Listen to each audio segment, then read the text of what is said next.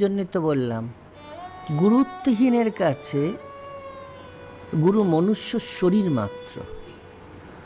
যিনি গুরুত্ব বোঝেননি তার দীক্ষার কী ফল, কী লাভ বলো? যখন দর্শন হয় না তখন একটু অন্য রকম ব্যাপারটা। পুরোটা হয়তো বলা যাবে না এখানে, কিন্তু একটা কথা বলি,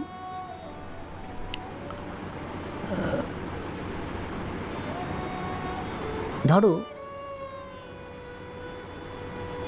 আমি চোখে কম দেখছি, তাই তো আমি চশমা পরেছি, তাই না?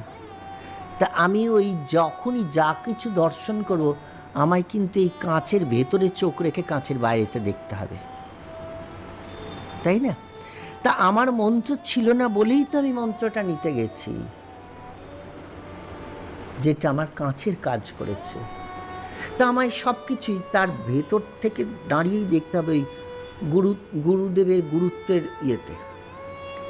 কিন্তু গুরুদেবের তখন ফাংশন যেটা থাকে, মন্ত্র তো তোমায় দিয়ে দিয়েছেন, কিন্তু তিনি ওই যে না, এই যে আমাদের যে ইয়েটা ফ্রেমটা, তখন ওই গুরু ফ্রেমেতেই ওই মন্ত্রের গুরুত্বটা লাগানো থাকে। তা ফ্রেম নেই, রিমলেস চশমা, যখন তখন ভাঙবে, যখন তখন ভাঙবে, কারণ একটু তো স্টাইলিশ ওগুলো। হ্যাঁ, আমি না দীক্ষা নিয়েছি, কিন্তু জব করি মনে মনে, কি হবে অমনি করে বসে, এরকম অনেকের ধারণা আছে।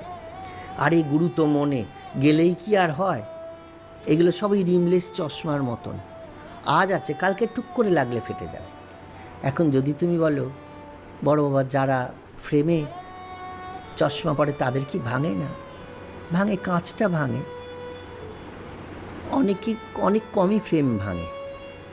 তাই যে কাঁচ ভাঙে, ওই কাঁচটা গঠন করার জন্য সৎসঙ্গ করতে হয়, আবার ওটা লেগে যায়।